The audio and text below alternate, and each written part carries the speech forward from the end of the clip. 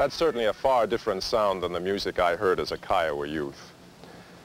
But those rock and roll musicians and the Kwakiutl dancers filmed some 50 years ago have something in common with me, our Native American heritage, our Indianness. And that's why it's important to me to give you some information concerning that heritage. 3 tiny ships, exactly like these, helped change life in America by bringing 104 colonists to Jamestown, Virginia in 1607. Those settlers formed the first successful English colony in the New World. But in reality, it was not a new world, nor was it unsettled. We are told that Columbus discovered America in 1492.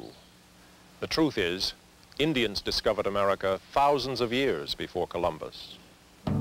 Before the colonists built Jamestown, cultural developments were taking place on both sides of the Atlantic. Even as great cities were springing up in Europe, Native Americans were also building cities and making scientific discoveries on this side of the ocean. Both before and after European colonization, Indians have had a major impact on the total development of the United States. That impact is more than painted horsemen attacking a stagecoach, more than bows and arrows.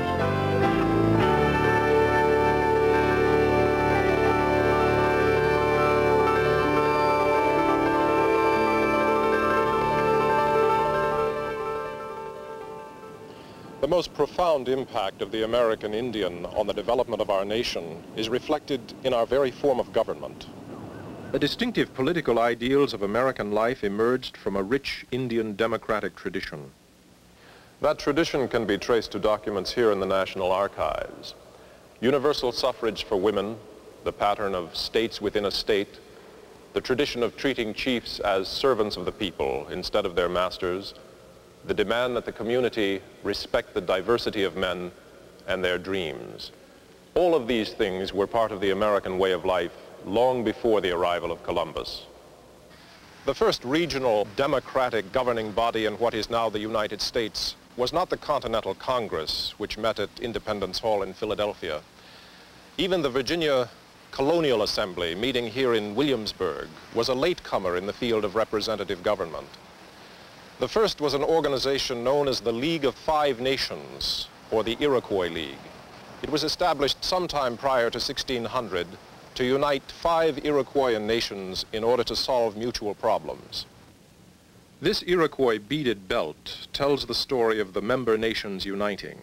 They adopted an oral constitution and a governing council of 50 representatives. The council dealt with items affecting the entire group, but left purely tribal matters up to each individual Iroquois nation. The original 5 were the Onondaga, depicted in a Turtle Clan meeting here, the Seneca, Cayuga, Oneida, and Mohawk nations. 104 years after its formation, the League added a 6th nation, the Tuscarora. Women had a strong voice in the Iroquois society. The clan mother selected the chiefs and was the most powerful figure in a strong local form of government. Iroquois women owned the family crops and houses and had voting rights. Although outnumbered by rival Algonquian tribes, the Iroquois became the dominant force in the Northeast following the formation of the Iroquois League.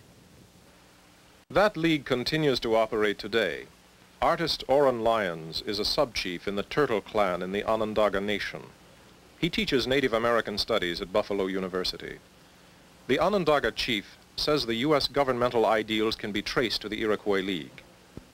Prior to drawing up his Albany Plan of Union for the colonies in 1754, Benjamin Franklin requested a meeting with the Iroquois League chiefs to learn more about the Indian Confederacy.